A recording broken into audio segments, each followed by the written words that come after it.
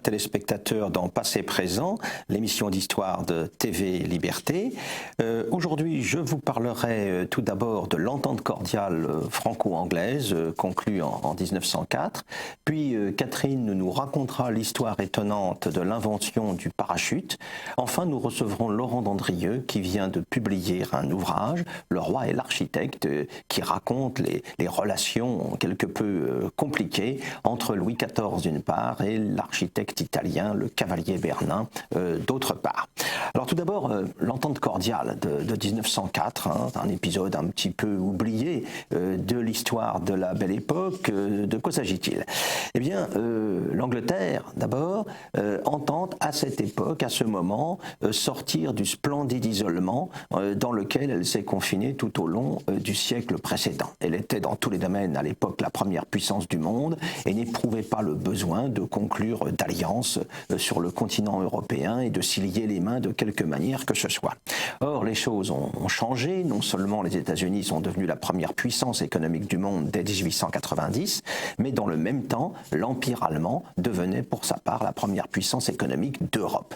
Et dans cette perspective nouvelle, dans ce contexte nouveau, eh bien, les Anglais s'interrogent sur ce que doit être leur attitude vis-à-vis du continent et sur une éventuelle alliance avec l'une des grandes puissances européennes. La tentation naturelle la plus immédiate, c'est une alliance avec l'Allemagne. Pourquoi? D'abord, il y a des liens dynastiques anciens. Il faut rappeler que la dynastie britannique trouve son origine dans la lignée hanovrienne qui, avec Georges Ier, est montée sur le trône d'Angleterre au début du XVIIIe siècle. Et puis, il faut rappeler qu'à l'époque, Guillaume II, le Kaiser, eh bien, il est le petit-fils de la reine Victoria. Une reine Victoria qu'il aime beaucoup, qu'il appelle sa chère grand-maman, alors qu'en retour, celle-ci le considère comme son petit Willy. Donc, il y a des liens familiaux, dynastiques importants. Il faut rappeler que Victoria a épousé Albert de Saxe-Cobourg, le prince consort Albert. Tout cela, évidemment, crée les conditions d'un rapprochement. L'ennui, c'est que le fils de Victoria et d'Albert, Édouard, le futur Édouard VII, n'aime pas beaucoup son neveu, le Kaiser. Celui-ci l'agace quelque peu, il le considère avec une certaine condescendance. Guillaume a une vingtaine d'années de moins qu'Édouard. Cela dit, la classe politique anglaise, l'idée d'un rapprochement avec l'Allemagne n'en fait pas moins son chemin. Joe Chamberlain, qui est le chef du courant libéral impérialiste, considère qu'il s'agirait là d'une alliance naturelle. Il fait valoir notamment les liens de race qui unissent l'Angleterre et l'Allemagne, et fait valoir les origines germaniques des anglo-saxons dans ce sens. Et puis, de plus, en Europe, on peut dire que l'Angleterre considère qu'elle n'a pas tellement le choix.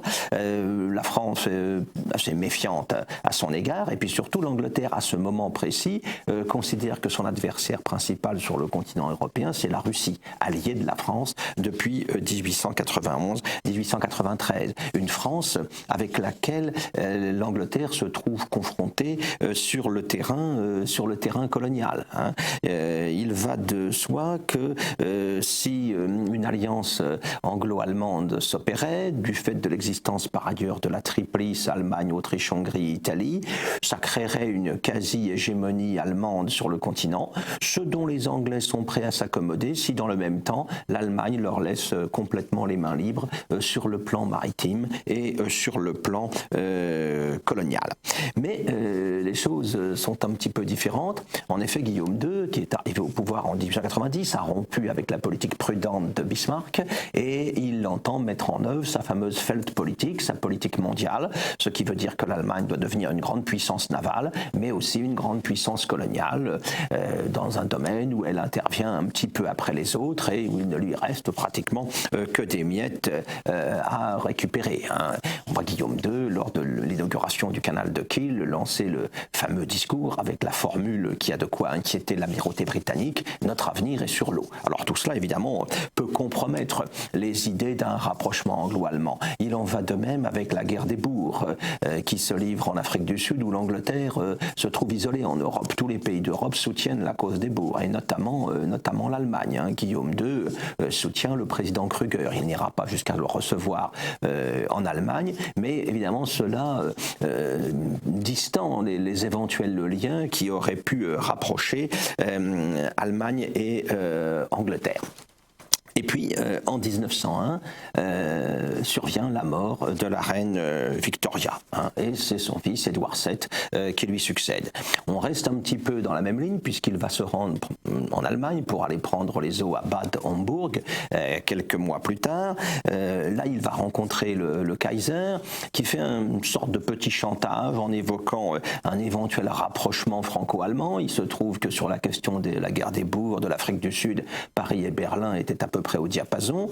De plus, la coopération entre Français et Allemands s'est très bien passée en 1900 lors de l'expédition de Chine, quand il a fallu intervenir contre les Boxers qui assiégeaient le quartier délégation à Pékin, le fameux épisode des 55 jours de Pékin. Alors tout ça peut inquiéter un petit peu Édouard VII, même si ce rapprochement franco-allemand paraît pas du tout évident, car demeure bien sûr la question récurrente de l'Alsace-Lorraine. Et Édouard VII, finalement, qui connaît bien Paris, parce que en tant que prince de Galles, il y a séjourné souvent, n'est-ce pas? C'est un habitué de chez Maxime, et puis des cabarets de Montmartre, où il est bien connu. Eh bien, Édouard VII se dit qu'après tout, on pourrait également tester, en quelque sorte, les perspectives d'un rapprochement avec la France, au grand désarroi de Chamberlain, qui considérait, lui, que les deux puissances, l'Angleterre et l'Allemagne, l'une s'appuyant sur sa flotte, l'autre sur son armée, pouvaient faire la police du monde et assurer ainsi une paix durable. Il se trouve que Édouard VII va voir les choses donc différemment. L'Angleterre va commencer à sortir de son isolement dès 1902 en signant un traité avec le Japon, alors qui est clairement tourné contre la Russie, mais éventuellement ce traité inclut également une clause en subliminal, éventuellement tournée aussi contre la France, si la France se joignait à la Russie dans la perspective d'une guerre contre le Japon, une guerre qui interviendra, on le sait, 2 ans plus tard. Les choses donc commencent à changer du côté anglais, également au niveau du personnel dirigeant. Lord Salisbury va laisser la place à Arthur Balfour au poste de Premier ministre en 1902, et tout cela crée des conditions nouvelles dans lesquelles va s'engouffrer également Théophile Delcassé, le ministre français des Affaires étrangères, qui, fervent partisan de l'alliance russe, a rapproché également la France de l'Italie, et qui espère bien rapprocher la France de l'Angleterre pour compléter en quelque sorte l'encerclement de l'ennemi allemand. Alors évidemment, il y a des problèmes dans ce rapprochement franco-anglais, ou dans la perspective de ce rapprochement franco-anglais, des problèmes coloniaux, on l'a dit, des problèmes de délimitation territoriale en Afrique, problèmes également à Madagascar, problèmes au Siam, au contact de l'Indochine française, problèmes des droits de pêche à Terre-Neuve, tout un ensemble de questions qui devront être réglées. Et il y a surtout la question égyptienne qui va de pair avec la question marocaine. En Égypte, les Français étaient très présents tout au long du XIXe siècle, on le sait, ils ont été à l'origine du canal de Suez, et finalement, quand celui-ci a été ouvert, malgré toutes les tentatives anglaises pour empêcher cette hypothèse, eh bien les Anglais ont réussi ensuite à reprendre la main en rachetant les actions du Khedive quelques années plus tard, en intervenant en 1880 en Égypte, pendant que les blocages intervenus au Parlement français faisaient que la France ne faisait rien contre l'agitation locale à Alexandrie. Donc ce sont les Anglais qui ont en quelque sorte pris la place des Français en Égypte, et cette question, elle a retrouvé une nouvelle actualité dans les dernières années du siècle, quand la question du Haut-Nil s'est posée lors de l'affaire de Fashoda. Il y a la question du Maroc également. Les Français qui sont déjà présents en Tunisie, en Algérie, lorgnent évidemment sur le royaume chérifien. Les Anglais se posent en défenseurs du sultan, veulent surtout s'assurer que toutes les puissances européennes pourront commercer librement au Maroc, et veulent surtout éviter que la France mette la main sur Tanger face à Gibraltar. Donc tout un ensemble de questions qui sont quand même assez compliquées à régler, quelle que soit la volonté des diplomates. Il faut compter aussi avec les opinions publiques. Des deux côtés de la Manche, on se considère mutuellement un petit peu, il faut le dire, comme l'ennemi héréditaire, même si l'allemand, le prussien, a pris la place de l'anglais dans une large mesure depuis depuis 1870. Il y a bien sûr le souvenir tout frais de Fachoda, quand le capitaine Marchand a dû s'incliner sur le Haut-Nil face à l'expédition du général Kitchener. Et puis, de manière générale, l'idée que la France et l'Angleterre sont tout de même des ennemis potentiels demeure.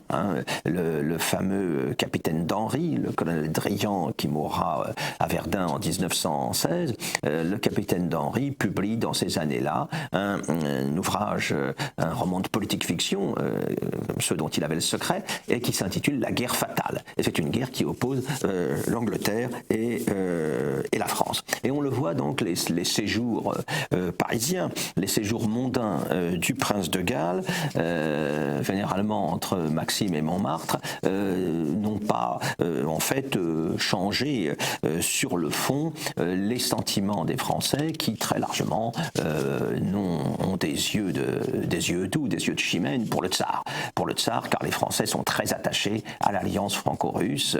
Ils l'ont manifesté lors des voyages du tsar à Paris, lors de la visite de la flotte russe à Toulon, quelques années plus tôt. L'alliance franco-russe est vraiment l'axe de la politique étrangère française à l'époque. On va quand même commencer des conversations entre Français et Anglais à propos de Tanger, notamment dès 1902.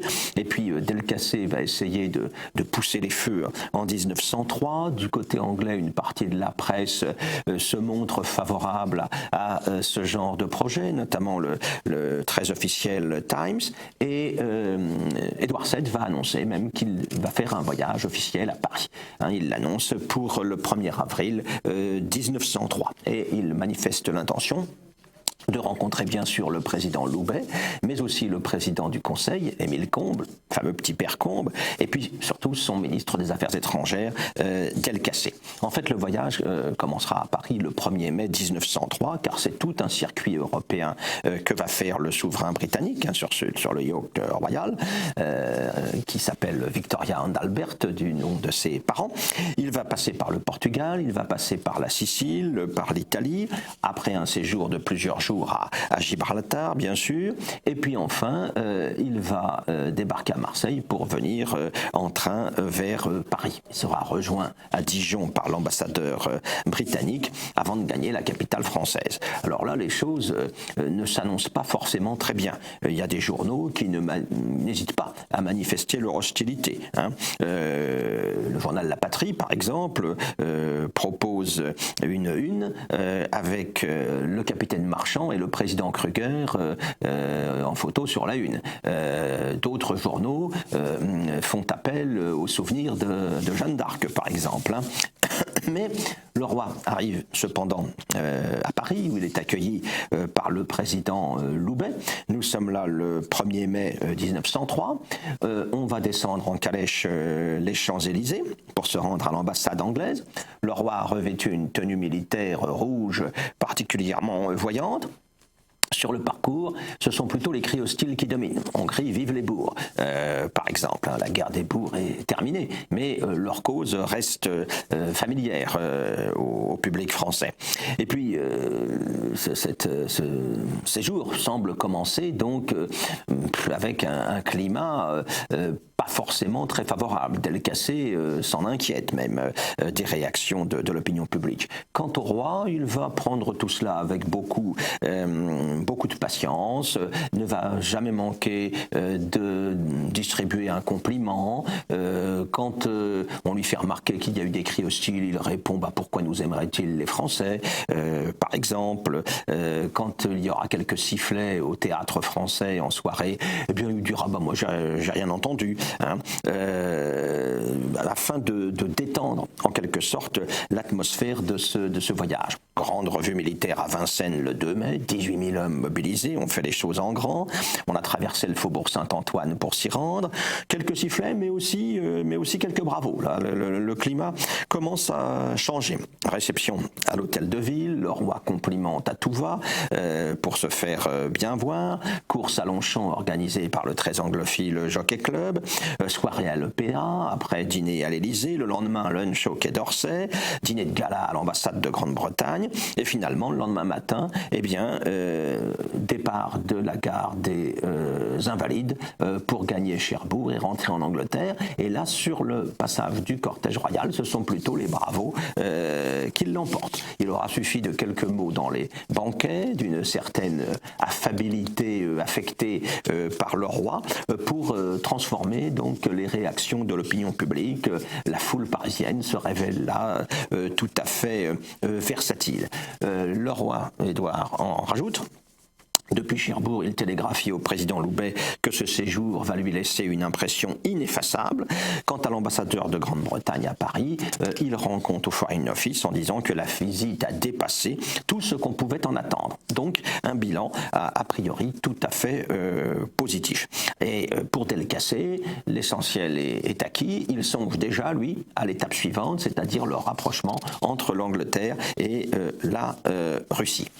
Les Français vont rendre le voyage officiel.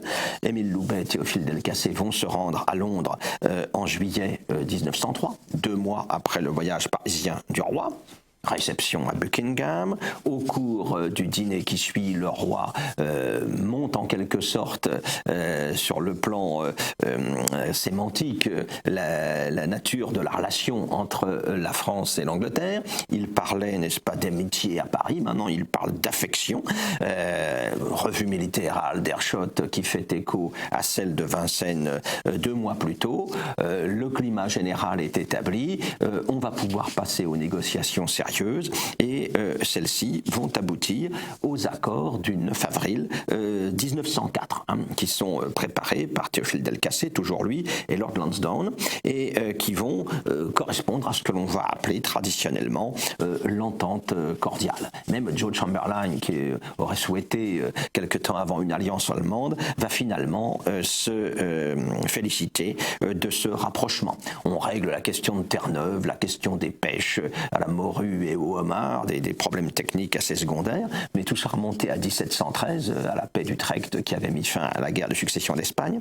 On va mettre en place le fameux troc Égypte-Maroc. La France laisse les mains libres aux Britanniques en Égypte, moyennant quoi Londres en fait autant pour la France au Maroc, à quelques conditions. Le maintien du sultan chérifien, la garantie que le Maroc restera ouvert au commerce européen de toutes les nations, la garantie qu'une part du territoire reviendra à l'Espagne, enfin que Tanger aura un statut de zone neutre, car il ne s'agit pas de mettre en cause la prééminence de Gibraltar à l'entrée de la Méditerranée. En plus, l'Angleterre promet à la France son appui diplomatique dans la perspective des difficultés éventuelles qui pourraient surgir sur la question marocaine. On espérait, on rêvait d'un engagement d'appui militaire, mais pour le moment, il ne faut pas y compter. Alors, la Chambre des communes va ratifier assez facilement cet accord. La Chambre des députés française est plus réticente, pour plusieurs raisons.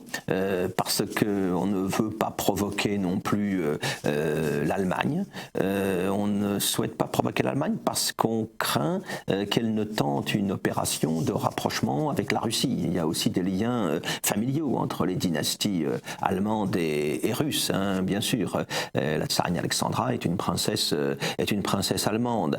De plus, on craint aussi les réactions de l'allié russe. La Russie est encore à ce moment-là la grande rivale de l'Angleterre dans le fameux grand jeu eurasiatique qui les oppose au niveau des détroits turcs, par exemple, en Iran, en Extrême-Orient. L'Angleterre, toute sa politique a consisté à réaliser au XIXe siècle le containment avant la lettre de la poussée russe vers la mer Libre. Et la Russie alliée de la France peut voir d'un mauvais œil ce rapprochement franco-anglais. Guillaume II, lui aussi, s'inquiète. Il va inviter quelques semaines plus tard Édouard VII à Kiel dans une revue navale pour essayer de limiter ce rapprochement franco-anglais. Mais encore une fois, les deux hommes ne s'aiment guère et l'entretien est marqué d'une évidente froideur entre les deux souverains. Guillaume II, en 1905, va lancer la provocation du coup de Tanger, en se posant en protecteur des pays musulmans face aux ambitions coloniales franco-anglaises. Et pire encore, Guillaume II va exiger du gouvernement Rouvier en France la démission de Delcassé, perçu comme l'artisan de toutes les politiques hostiles à l'Allemagne. Et tout cela va conduire ensuite à la conférence d'Algésiras sur la question du Maroc. L'Allemagne, a priori, peut être satisfaite d'avoir obtenu la réunion de cette conférence. En fait, elle va se retrouver isolée et les Anglais vont soutenir tout à fait les Français sur ce terrain marocain, donc en 1906, lors de la conférence d'Algésiras. Cela dit, ils ne sont pas prêts non plus à aller trop loin, d'autant que les libéraux sont arrivés au pouvoir en Angleterre. Edward Grey confirme qu'il est prêt à apporter un soutien diplomatique à la France, mais qu'il ne peut pas promettre un soutien militaire au cas où la question marocaine aboutirait à un affrontement franco-allemand. Cela dit, à Algésiras, c'est plutôt l'entente cordiale, au bout du compte, qui est gagnante. Une entente cordiale qui était censée garantir la paix de l'Europe, paradoxalement, elle contribuera à la guerre, car évidemment, quand l'Angleterre se sera rapprochée de la Russie en 1907,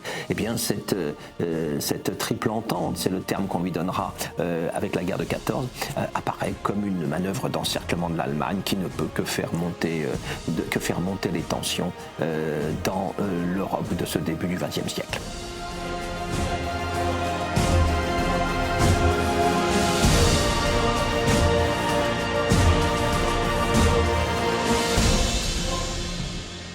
Aujourd'hui, je vous raconte l'histoire du parachute, l'invention du parachute. Et oui, c'est pas si récent que ça.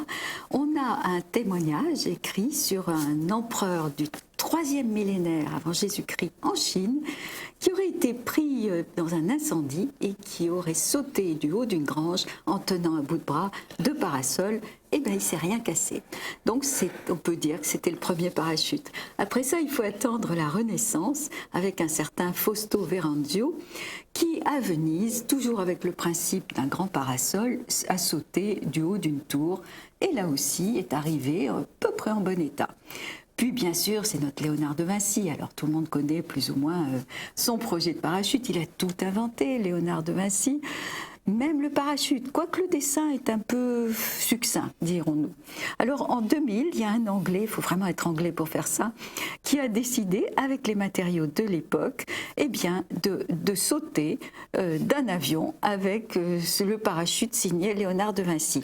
Il a quand même eu la très bonne idée de prendre un parachute moderne en secours, parce que sinon, il ne serait plus de ce monde. Ça n'a pas fonctionné du tout. 8 ans plus tard, c'est un Suisse qui va réessayer l'expérience, mais en adaptant l'idée de Léonard de Vinci à des matériaux modernes. Et lui, ça a marché. Il n'a pas eu besoin d'ouvrir le ventral. Alors, après ça, eh bien, l'inventeur du parachute, c'est un Français. Cette fois-ci, c'est vraiment un Français. C'est Louis-Sébastien Lenormand, un inventeur du sud de la France, de Montpellier, qui le 26 décembre 1773 va sauter du haut d'une tour à Montpellier avec ce qui est l'ancêtre du parachute. Il invente le mot parachute aussi, pour contrer la chute. Il va falloir attendre après la Révolution pour qu'un autre reprenne le projet, un certain André Garnerin. Alors lui, c'est du sérieux, parce que entre-temps, on a les montgolfières, on a les ballons, donc on peut sauter de beaucoup plus haut que d'un bâtiment. Et lui, il va carrément sauter de 915 mètres au-dessus du parc Monceau. Il a d'abord lâché un chien. D'ailleurs, je voudrais rendre hommage au chien, parce que je trouve que le pauvre bête n'avait rien demandé, mais il ne s'est même pas cassé les pattes en arrivant, donc tout va bien. Alors, le principe, c'est quand même d'avoir une nacelle, et il saute avec sa nacelle et la coupole de toile, mais d'un ballon, mais avec quand même une corde qui le retient au ballon.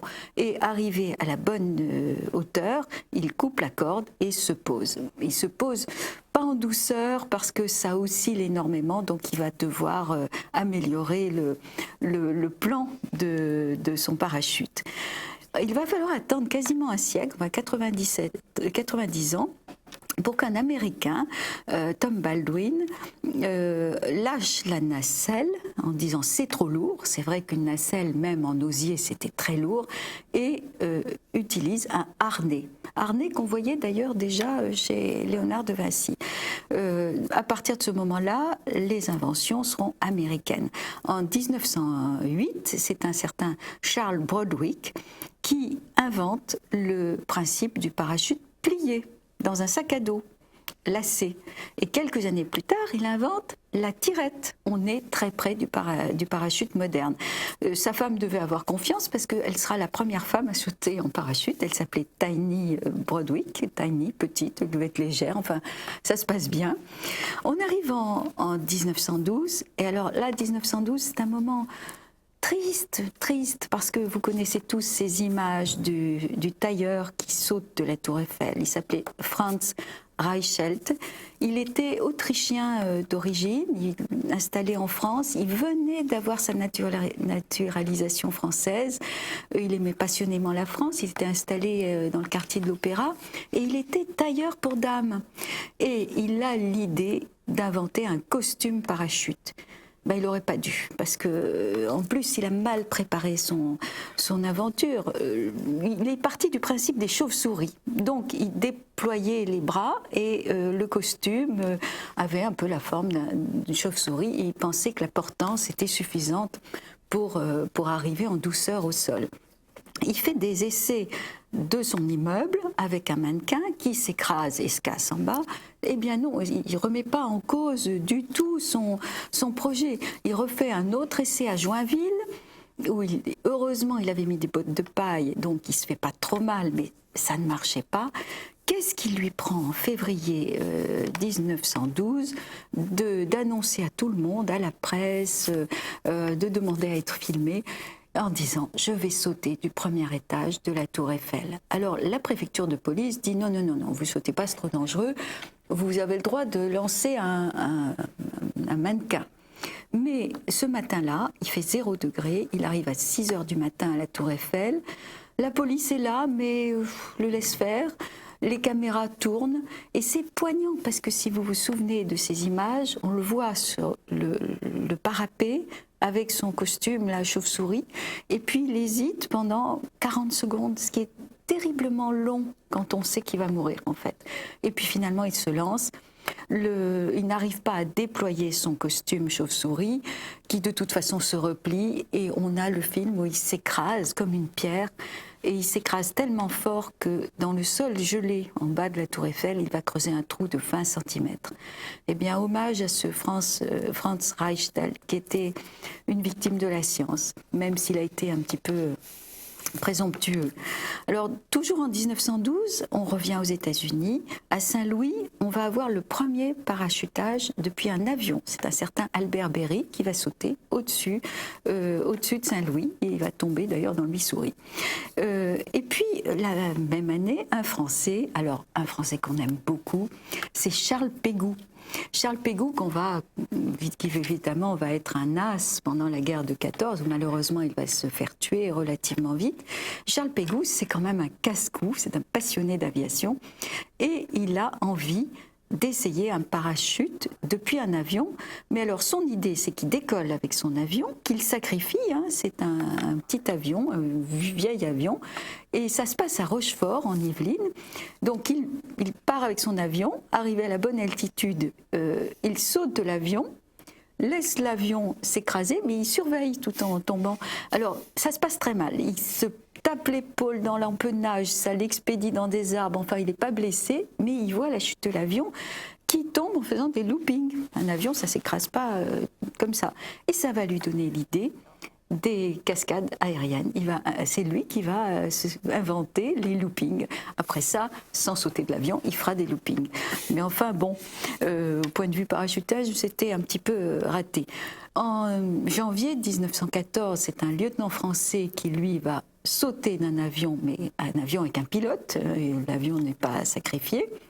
Et pendant la guerre de 14, très curieusement, aucun des avions français ne sera équipé d'un parachute. Alors, soit on n'y croit pas trop, soit le haut commandement se dit ils auront tendance à abandonner les avions trop vite, pas bon, donc le pilote fait corps avec son avion et on sait qu'il y a eu énormément de pilotes qui se sont fait tuer dans le crash de leur avion. Les Allemands auront été plus pragmatiques et ils vont accepter que les pilotes emportent un parachute à partir de 1918. Ça va sauver la vie de plusieurs aviateurs, dont un certain Göring. Ça, c'était peut-être pas la meilleure idée de l'année, mais enfin, il a survécu, donc il a sauté en parachute de son avion. Alors, entre les deux guerres, on va penser à une utilisation militaire du parachutisme. Les Russes vont même faire très fort, ils vont même essayer de jeter des parachutistes sans parachute en comptant sur l'épaisseur de la neige. Ça marche pas. Enfin, donc ils abandonnent ça. Seconde Guerre mondiale, bien sûr. Alors là, les parachutages sont très nombreux et les parachutages en nombre, les largages de parachutes. La crête, les Allemands, en 1940-1941 surtout 41, je crois, en mai 41, l'opération Mercure. Ils ont plein de soucis. Le largage sera bien passé, mais ce qui les attendait au sol, par contre, là, ils s'y attendaient pas. Et pourtant, les Anglais n'étaient pas excellents sur ce coup-là et attendaient plutôt une invasion par la mer. Mais les Allemands, les parachutistes allemands vont se faire canarder. Rien qu'à Héraclion, il y aura 200 parachutistes qui vont se faire tuer tout de suite. Sainte-Mère-Église, bien sûr, tout le monde connaît, avec John Steele qui reste accroché au clocher de Sainte-Mère-Église dans la nuit du 5 au 6 juin. Il est devenu l'icône de Sainte-Mère-Église. Bon, depuis, le parachutisme a été de toutes les guerres. Et moi, je vais terminer quand même sur des records assez impressionnants. En 1960, Joseph Kintinger, qui va sauter de 31 300 mètres, en 1960, et donc record du monde, il va atteindre la vitesse de 988 km/h après une chute de 4 minutes 30. Bravo. Et puis tout récemment, en 2012, Félix Baumgarten qui lui va sauter, alors là c'est vraiment l'exploit absolu, de 39 045 mètres et on dit qu'il a frôlé la vitesse du son. Bravo, il faut le faire quand même.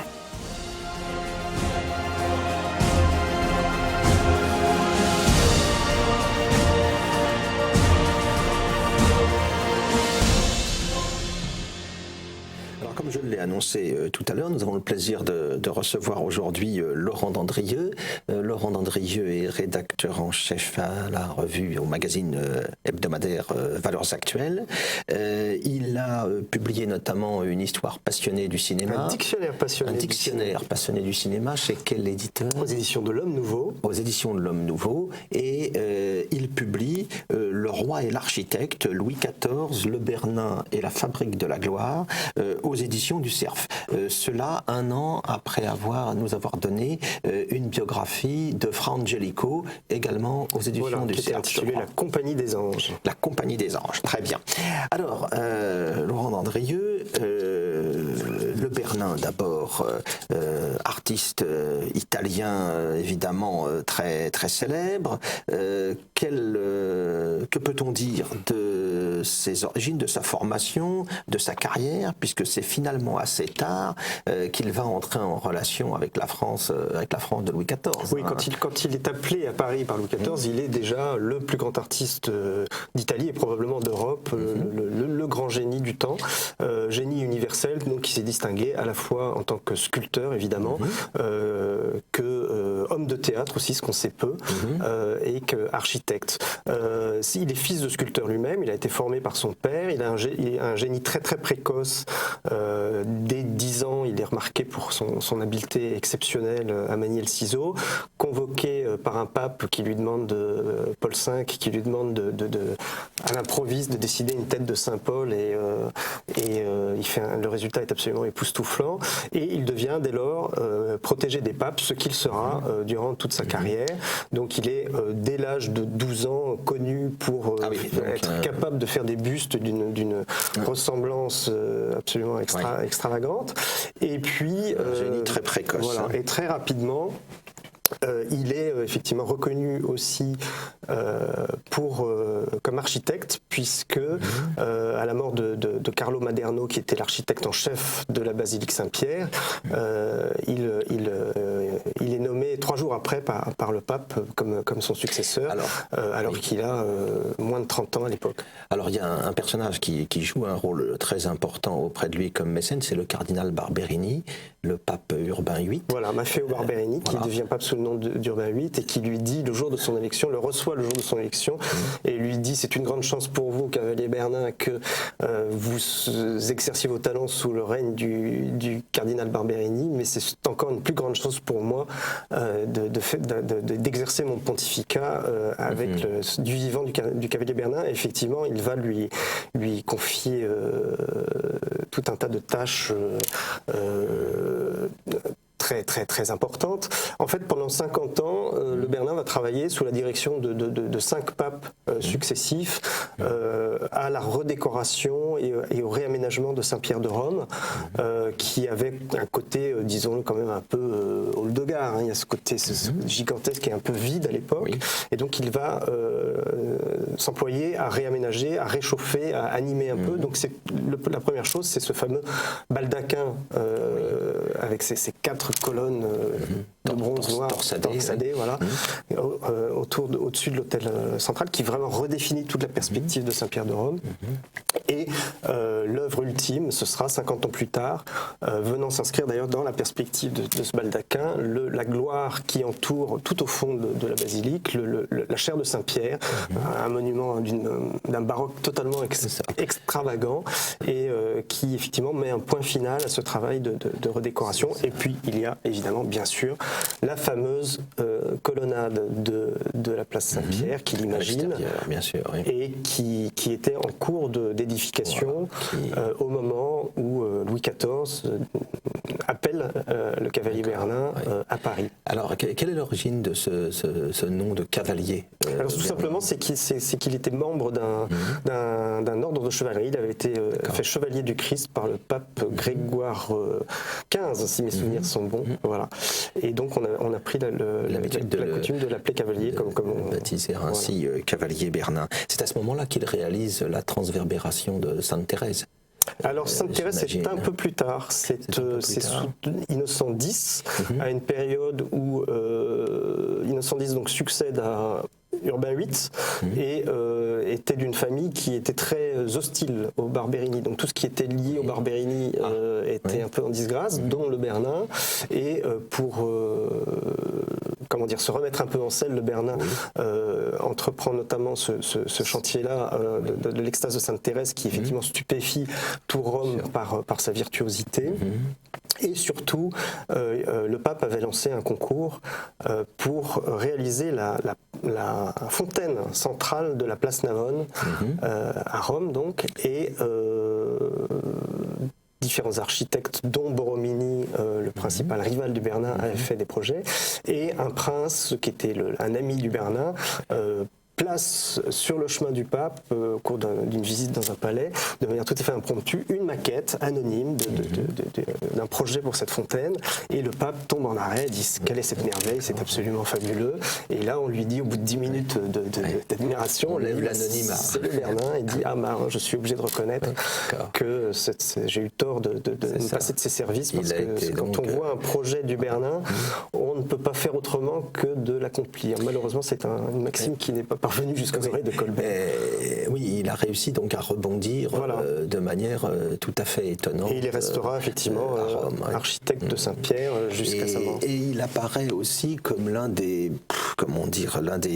fondateurs en fait du baroque durant cette période. En tout cas, il en est la figure éminente, archétypale et emblématique.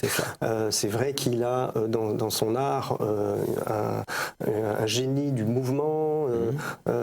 C'est un art assez étrange dans la mesure où il est d'une précision précision, de détail, presque naturaliste, et en même temps il y a une stylisation tout à fait exubérante, et les deux se marient pour arriver à une impression de vérité absolument extraordinaire, mais une vérité très stylisée et très contournée. C'est vraiment le maître de cet art de l'illusion qui est un peu l'esprit et l'âme de la contre-réforme catholique, et c'est pour ça qu'effectivement les papes vont en faire le grand artiste de la contre-réforme et de ce projet consistant finalement à regagner les intelligences par le biais de la sensibilité et par le cœur. Voilà, il y a tout un mouvement, toute une dynamique qui vient en quelque sorte animer la monumentalité qui était celle de la, et c'est toujours une sensibilité au service de la raison, c'est-à-dire que les effets souvent très théâtraux chez le Bernin ne sont jamais gratuits, c'est toujours au service d'une idée et au service de la vérité. Alors ce Bernin, il a fait carrière donc à Rome, il est installé en quelque sorte comme un artiste officiel, et c'est à ce moment, il est déjà assez âgé, il est né en 1598, c'est à ce moment, peu de temps après l'avènement véritable de Louis XIV en 1661, que vont commencer à s'établir des relations entre lui et la France. Je crois que c'est Colbert qui devient directeur des bâtiments, surintendant des bâtiments, qui va se tourner vers lui. Voilà, c'est effectivement le point de départ, c'est la nomination de Colbert comme surintendant des bâtiments en 1664. La grande idée de Colbert à ce moment-là, c'est de détourner Louis XIV de Versailles. Colbert il s'imagine que Versailles, c'est le lieu qui commence à prendre une place vraiment très importante dans le cœur et l'esprit du roi. Pour Colbert, c'est le lieu des divertissements, des plaisirs privés, et c'est indigne d'un grand monarque comme Louis XIV. Ça doit rester le pavillon de chasse antérieur. Donc il faut absolument le détourner de ça, et pour le détourner de ça, la stratégie qu'il a imaginée, c'est de redonner au Louvre un lustre régalien qu'il n'avait absolument pas à l'époque. C'était un palais inachevé, très inconfortable, encombré de bâtisses privées qui poussaient jusque dans la cour, dans l'actuelle cour carrée. Et donc, Colbert, à ce moment-là, relance immédiatement ce qu'on a appelé le grand dessein, c'est-à-dire le projet d'achever le Louvre d'une part et de le réunir aux Tuileries d'autre part pour former un palais royal grandiose et cohérent. Alors, à un moment où Louis XIV aussi se méfiait beaucoup de Paris parce qu'il avait encore en tête les souvenirs de la France, ce qui explique aussi sa tentation versaillaise. Voilà, et le fait qu'il passait par ailleurs, quand il n'était pas à Paris même et qu'il n'était pas à Versailles non plus, il passait énormément de temps, soit à Chambord, soit à Saint-Germain-en-Laye ou d'autres châteaux. Et donc les architectes français, dont le premier d'entre eux, c'est le premier architecte du roi, Levaux, font différents projets. Aucun ne convainc Colbert, et Colbert décide à ce moment-là de lancer ce qui est finalement le premier concours d'architecture internationale de l'histoire, et de s'adresser vers le cœur de la vie artistique de l'époque, c'est-à-dire se tourner vers l'Italie. Et donc on sollicite un certain nombre d'architectes dont le Bernin n'est que l'un des noms. Voilà. Il fait partie des candidats possibles. Mais il est évident qu'avec la prééminence de son talent... Je crois que, pour préciser pour nos téléspectateurs, je crois que Levaux avait réalisé la partie du Louvre qui est tournée vers la Seine, et la question qui se posait, c'était la façade la façade orientale tournée vers Saint-Germain-l'Auxerrois. En fait, la cour carrée n'avait que deux côtés, c'était le côté sud et le côté ouest qui étaient achevés. Le côté nord était en cours de réalisation sous la direction de Levaux, et effectivement des fondations avaient été posées pour la façade orientale, celle qui fait face à Saint-Germain-l'Auxerrois, mais on n'était pas allé plus loin. Voilà. Et donc en 1664, on demande un projet au Bernin. Il en envoie un de Rome, en ne connaissant absolument pas Paris, où il n'a jamais mis les pieds, il n'est jamais sorti d'Italie. Il envoie un projet typique du Bernin, et où je pense que même ses qualités propres sont un peu, il en rajoute. Il se dit, c'est le palais du roi de France, il faut que je fasse un truc un peu extraordinaire. C'est un projet très beau, mais très extravagant, tout en courbe et en contre-courbe. très c'est ça, baroque. qui est tout à fait différent de ce que Perrault va faire ensuite et que nous connaissons aujourd'hui. Et donc, il envoie ça à Paris. Ça ne plaît pas du tout à Colbert, mais plus pour des questions de pratique. Parce que Colbert était un homme très très pratique, et donc il commence tout de suite, avant de dire, de parler de la majesté du projet ou quoi que ce soit, lui, ce qu'il frappe, c'est la commodité. Mais par où le roi va-t-il rentrer? Y a-t-il assez de lumière dans les escaliers? Donc il envoie une note très critique au Bernin à Rome. Le Bernin est absolument furieux, mais il accepte quand même de se remettre au travail. Il fait un deuxième projet en 1665 qui est très baroque aussi, très italien aussi, un peu moins extravagant, mais encore très dynamique, très en mouvement, avec une série d'ailes concaves qui s'embriquent les unes dans les autres, très imposant aussi, encore plus imposant dans les dimensions que le premier projet. Colbert n'est pas beaucoup plus convaincu. Il envoie un deuxième mémorandum assez critique, mais probablement le Bernin n'a pas le temps de le recevoir, parce qu'entre-temps, Louis XIV s'est dit, bon, tout ça c'est très, très joli, de lui faire des projets pour le Louvre de Rome, mais ce serait quand même plus simple si on le faisait venir à Paris. Et donc, on obtient par des moyens diplomatiques pressants, et même en profitant d'une guerre qui vient de se terminer entre la France et les États pontificaux à l'avantage de la France, on fait pression sur le pape et on le convainc de se séparer du Bernin, de son architecte favori, pour 5 mois. Ah oui, voilà. D'accord.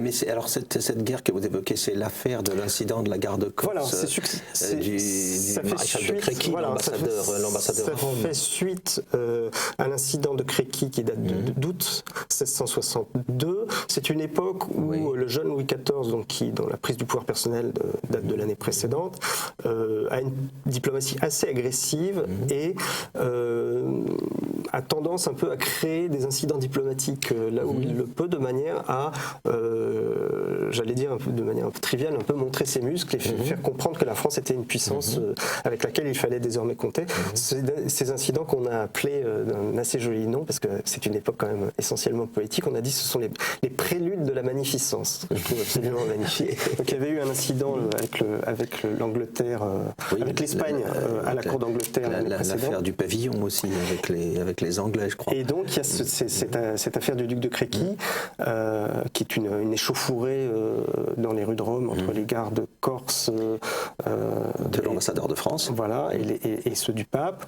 Et donc ça aboutit quand même à une guerre. La France se saisit notamment d'Avignon et du comtat venessin, et ça se résout 2 ans plus tard par le traité de Pise en 1664. Et donc l'une des dispositions du traité de Pise est que le pape va envoyer un nonce à Paris, et que ce nonce viendra présenter solennellement des excuses au roi de France. Voilà. Rituel qu'on aura aussi avec les Génois quelques temps plus tard. Oui.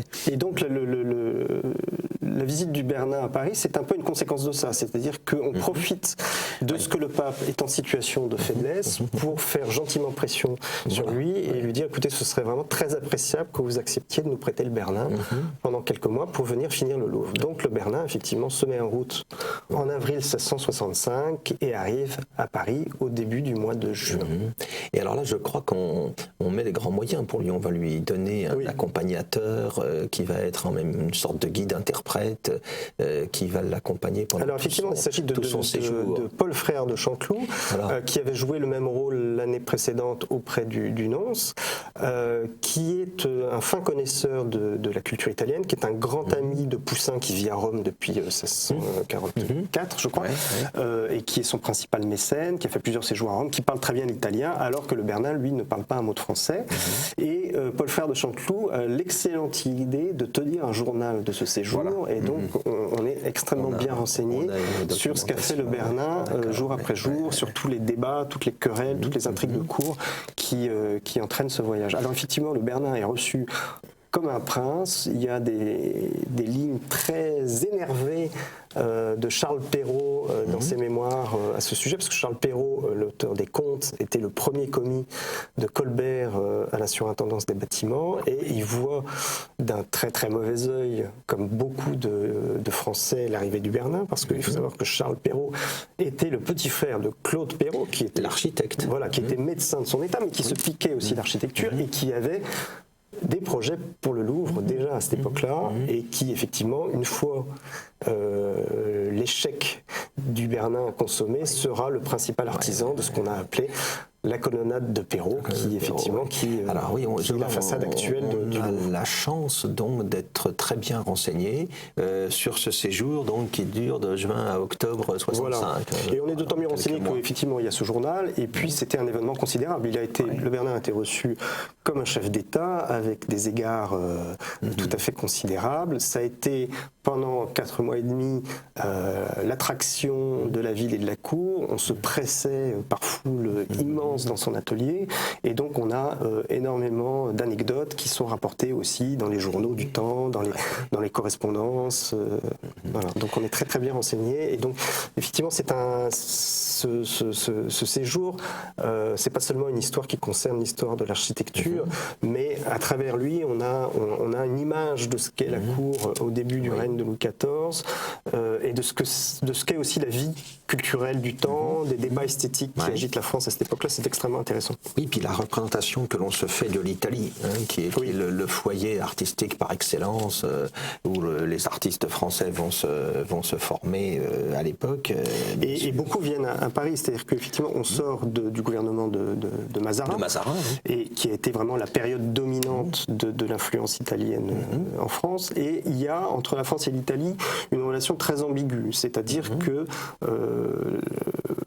les gouvernements français, pour asseoir leur prestige et leur puissance, ont la tentation de faire venir, et l'habitude de faire venir d'Italie, des artistes très prestigieux qui vont effectivement donner du lustre à la cour de France. Mais c'est très ambigu parce que, en même temps, c'est évidemment un hommage rendu par la France à la supériorité culturelle de l'Italie, et le signe que bien en France on n'a pas tout à fait des artistes encore du même niveau.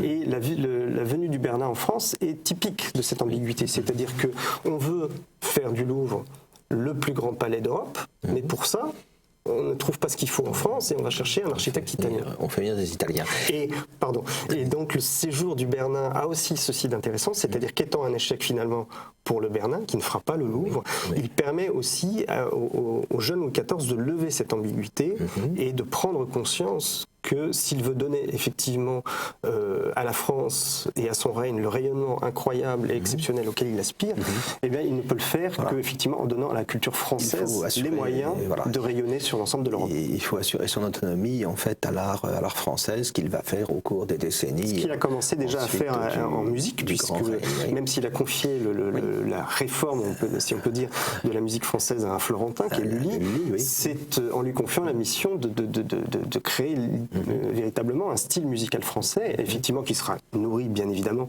d'influence italienne, mais Lully va faire quelque chose de totalement original et de totalement nouveau, et qui va effectivement faire de la musique française pendant plus d'un siècle le modèle de toutes les musiques européennes. Ouais.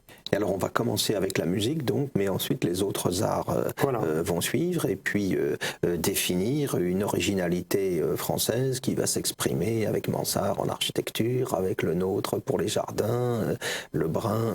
Ce qui est très fascinant dans le début du règne de Louis XIV, c'est qu'il y a tout de suite un souci d'organiser la vie culturelle. Alors il y a effectivement tout un système par exemple de pensions d'artistes français ou étrangers qui leur permettent d'exercer leur art non pas comme des esclaves du roi, mais au contraire en toute indépendance, et la relation de Louis XIV vis-à-vis de Molière de ce point de vue-là est extrêmement éclairante, et puis aussi par la création de tout un tas d'académies dans les différents arts qui vont servir effectivement de lieu de protection des artistes et aussi de lieu de réflexion théorique sur ce que doit être l'art. Et c'est quand même très frappant de constater que l'un des premiers actes de gouvernement de Louis XIV en 1661, juste après, quelques jours après sa prise de pouvoir personnel, donc le 10 mars, quelques jours après, il crée l'Académie royale de danse. Et comme si c'était effectivement, et je pense que pour lui ça l'était, une des choses les plus urgentes, parce que Louis XIV lui-même était un danseur émérite, et il avait bien compris que c'était aussi une façon d'exercer son pouvoir, c'est-à-dire que briller sur la scène au milieu des plus brillants danseurs du temps, et y compris de danseurs professionnels, c'était une manière de dire, en matière de danse aussi, je suis le plus grand, et tout tourne autour de moi, et donc vous me devez respect et obéissance. Et alors, Bernin, pour revenir à Bernin, il va réaliser un buste de Louis XIV pendant son séjour, voilà. Qui apparaît tout à fait original aux contemporains. Oui, qui est vraiment dans un style auquel les Français n'étaient pas habitués. Effectivement, très rapidement, quelques jours, une quinzaine de jours après son arrivée, Louis XIV lui demande de réaliser ce buste. Donc il y a une quinzaine ou un peu plus de séances de pause entre le roi et le Bernin, qui sont très intéressantes parce que c'est une mine d'anecdotes. À chaque fois, Louis XIV est entouré d'une foule de courtisans qui viennent voir le phénomène au travail. Et il y a beaucoup d'anecdotes très amusantes à ce propos. Et le Bernin réalise effectivement un buste absolument étonnant, qui est aujourd'hui donc au château de Versailles, tout à fait dans sa manière de l'époque, c'est-à-dire extraordinairement dynamique. Je crois que c'est l'ambassadeur de Venise qui dit on dirait que le roi est en train de donner un commandement à son armée. Et effectivement, il y a une fougue, il y a un mouvement, il y a une fierté dans ce buste qui sont tout à fait admirables et qui traduisent effectivement, je pense bien, l'âme du jeune roi, c'est-à-dire sa soif de gloire et son élan et sa volonté de transmettre cet appétit de gloire qu'il a au pays tout entier. Et alors ce buste, cette réalisation-là, Louis XIV en est satisfait? Oui, tout le monde est très très admiratif de ce buste qui effectivement à la fois terriblement ressemblant et en même temps d'une stylisation admirable. On avait commandé dans le même temps quand même, pour pas trop mécontenter les Français, on avait commandé un autre buste à Jean Varin, qui était le grand sculpteur de l'époque, qui va faire un buste tout à fait honorable, mais beaucoup plus sage, beaucoup plus... Voilà, sans la patte baroque du Bernin. Voilà. Et plus tard, alors... quand le Bernin, même si on commence à en parler dès ce moment-là, mais plus tard, quand le Bernin sera rentré à Rome, pour lui faire, avaler la pilule de l'échec des projets du Louvre. Du rejet du projet du Louvre. Oui. Et pour qu'on ne puisse pas dire que, parce que toujours tout est envisagé sous un angle politique, pour que les chancelleries ne puissent pas dire que le séjour du Bernin à Paris avait été un échec, on lui commande une statue équestre. Équestre, c'est ça. Voilà, qui elle sera beaucoup plus laborieuse. Voilà, et qui va avoir toute une histoire. Ça va mettre des années. Bien particulière. Elle n'arrivera à Paris qu'en 1685, c'est-à-dire 5 ans après la mort du Bernin, après un trajet d'ailleurs qui aura duré près d'un an et demi, et elle n'est plus du tout dans le goût du temps au moment où elle arrive à Paris.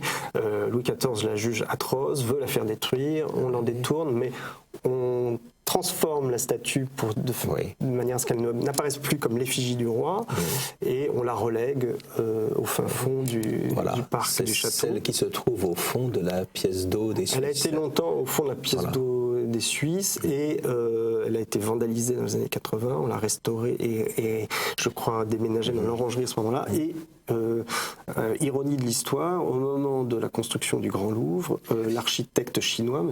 Pei, se dit tiens, ce serait bien de mettre une effigie de Louis XIV au milieu de la cour du Louvre. Qu'est-ce qu'on pourrait bien trouver? Et donc il va déterrer cette statue qui était un peu oubliée. Il en fait faire une copie en plomb qui effectivement se trouve aujourd'hui à côté de la pyramide.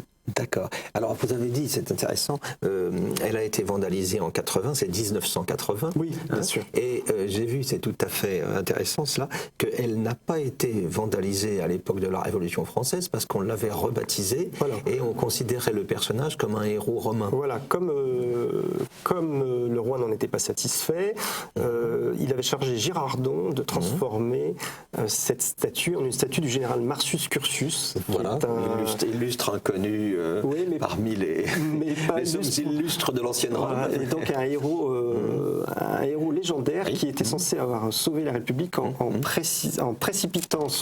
précipitant avec son cheval dans un abîme infernal. Donc voilà, cette statue devient une statue de Marcus Curtius se précipitant son cheval dans les flammes, d'où les flammes effectivement, si vous regardez bien, qui sont aujourd'hui sous le cheval. Ce qui sera épargné par les vandales révolutionnaires. Et comme en 1792, les révolutionnaires prennent un édit qui ordonne de détruire tous les symboles de la tyrannie, et donc forcément toutes les effigies royales, toutes les statues de Louis XIV, et notamment celles qui ont résulté de cette fameuse campagne des statues où Louvois, dans les années 1680, a décidé de mettre des grandes statues équestres de Louis XIV un peu partout dans les grandes villes de France. Et bien tout ça va passer au pilon ou à la fonte, mais celle-là sera épargnée puisque officiellement ça n'était plus une statue de Louis XIV. On en a conservé quelques-unes quand même. Oui, quelques-unes ont pu être mises à l'abri. Oui, celle qui est place des Victoires par exemple. Je crains qu'elle ne soit postérieure. Elle est postérieure. Je pense qu'elle date de la Restauration. Je voudrais vérifier. Révolution, d'accord. Alors Bernin, donc il va rejoindre l'Italie, sans doute un peu bourru, un peu mécontent, un peu bourru, parce qu'il n'avait pas très bon caractère en plus. C'était un vieux monsieur, je pense assez susceptible, très conscient. Oui, mais en l'occurrence, c'est vrai qu'il avait raison de l'être parce que il était traité d'égal à égal par les papes. Il arrive à Paris où certes on le reçoit très bien, mais très rapidement Colbert se met à lui faire des chicaneries et tout un tas de courtisans se conduisent assez mal avec lui. On le traite sans beaucoup d'écart. En même temps, pendant tout son séjour, on lui dit bon, d'accord, il y a tel ou tel détail qui ne va pas, mais pas d'inquiétude, ça va se faire. À tel point que 3 jours avant qu'il quitte Paris, Louis XIV en personne vient poser la première pierre du projet du Bernin. D'accord. Ouais. Et donc, il part avec l'assurance que son projet soit réalisé. On lui demande même de renvoyer, quelque temps après, son assistant qui était venu avec lui à Paris, et on lui dit il faudrait que vous nous le renvoyiez pour que les choses puissent avancer pendant que vous serez à Rome. On n'est pas très clair sur la question de savoir si le Bernin lui-même, qui devait revenir à Rome parce que le pape le réclamait et qui devait finir la colonnade de Saint-Pierre, est-ce que le Bernin lui-même va revenir pour superviser la fin des travaux? Tout ça reste un peu en suspens. Et puis, très rapidement, on constate qu'à Paris, dès le départ du Bernin, les travaux quasiment s'arrêtent. Mais officiellement, tout va bien. Il y a une correspondance très soutenue entre Colbert et le Bernin. Le Bernin continue à améliorer ses plans, à les modifier pour tenir compte des objections de Colbert. Ça pendant encore 2 ans. En janvier 1667, Colbert encore lui écrit en lui disant tout va bien, on va faire tout ça. Et en avril, et quelques mois après, c'est ça. Colbert convoque une commission tripartite composée de Claude Perrault, de Levaux et de Lebrun pour réfléchir à un nouveau projet. Et en juillet 1667, entre-temps il y a eu la guerre de dévolution d'Espagne qui s'est déclarée en mai 1667, et Colbert écrit en juillet au Bernin en disant écoutez, nous sommes absolument désolés, mais c'est la guerre, on ne sait pas combien de temps ça a duré, on n'a plus trop de moyens, donc on ne va pas pouvoir réaliser votre projet pour le moment. Il prend le prétexte mais comme il faut bien un logement pour le roi, on va quand même terminer le Louvre, on va confier ça à quelqu'un d'autre, mais on garde votre projet sous le coude et on le fera ailleurs quand les temps seront plus favorables. Évidemment, c'était des paroles tout à fait qui n'avaient pas hypocrites et tout à fait politiques. Alors je crois que pour le calmer aussi, on l'avait chargé d'un rôle de conseiller auprès de l'Académie de France qui avait été créée à Rome. Effectivement, qui a été créée en 1666. Et donc, effectivement, il était censé, ce qu'il a fait en partie, contribuer à la formation des sculpteurs français qui viendraient étudier là-bas. Mais effectivement, on est toujours là dans le cadre de cette ambiguïté dont je parlais tout à l'heure, c'est-à-dire qu'effectivement, on a encore conscience que l'Italie est le foyer auquel le classicisme français doit venir, et la source à laquelle il doit venir s'abreuver, mais on a décidé quand même effectivement de privilégier la formation et l'utilisation des artistes français. Et ce qui frappe effectivement dans les projets du Bernin, à Paris, c'est que ce sont des projets absolument magnifiques. On en a gardé des croquis qui sont splendides, mais ce sont des projets italiens. C'est-à-dire que le Bernin avait vraiment pour envie de faire un palais romain, et Louis XIV s'est aperçu durant son séjour que ça n'était pas possible, qu'on ne pouvait pas faire un palais romain pour le roi de France. Merci beaucoup Laurent Dandrieux. Merci. Je rappelle le titre de votre ouvrage, Le roi et l'architecte, Louis XIV, le Bernin et la fabrique de la gloire, paru aux éditions du Cerf.